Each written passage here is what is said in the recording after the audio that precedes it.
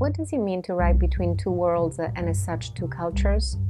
This is the fundamental question that a group of scholars from more than two worlds has probed in the course of a one-day symposium held at Montclair State University on October 2, 2014, followed by the presentation of two recent anthologies on the same topic. Stemming from an idea of the Centro Saravalesio in connection with the Centro Palazzeschi, both located in Italy, the symposium found a home at Montclair State through the support and coordination of the Inserra Chair in Italian and Italian-American Studies. 15 scholars discussed the cultural, psychological, and social implications of multiple geographies in a place that, while sitting in multi-ethnic New Jersey, looks out to cosmopolitan New York. After an introduction by Gino Tellini on the significant and ever-expanding literary output of writers between Italy and the US, the guests from the University of Florence analyzed authors such as Martini, Borsieri, and Soldati, who for political and cultural reasons came to the US and in their writings expressed their criticism, admiration, if not love, for this country. Professors from the Italian program at Montclair State investigated the relationships between Calvino and Hemingway, the Italglish detours of Sciascia's prose, the humorous take on the US and Italy by Flaiano, and the transatlantic bridge between the European and US eco-Gothic literary movement and theory.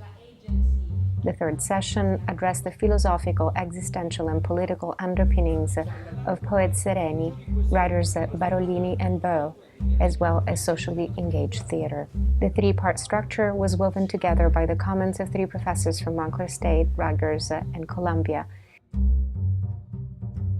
The second part of the program was a public event devoted to two groundbreaking anthologies published this year by Fordham University Press: Italo-Americana, The Literature of the Great Migration 1880-1943, and Poets of the Italian Diaspora, that compile some of the most relevant writings of the Italian diaspora.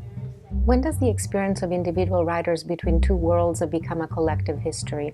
Presentations by the publisher of Italo-Americana, the translation editor, the general editor of the American edition of the book, originally edited by Francesco Durante in Italy, and the bibliographic editor addressed the importance of organizing and making an archive accessible to all, to build a tangible heritage of public relevance next to private anecdotes and family stories. Italo-Americana now functions as an official goldmine of literary, philosophical, and political writings reflecting the fascinating diversity of the Italian-American experience. Poets of the Italian Diaspora serves the same purpose at an even more transnational level. The two co-editors highlighted the unique nature of the volume. The anthology gives voice to living poets in Italian language, active in all continents of the globe, a true homage to Italian immigration beyond the more common US geography. The collection is a concrete reminder of the liveliness of the Italian language in the sphere of writing and publishing. Both book presentations were accompanied by readings by translators and poets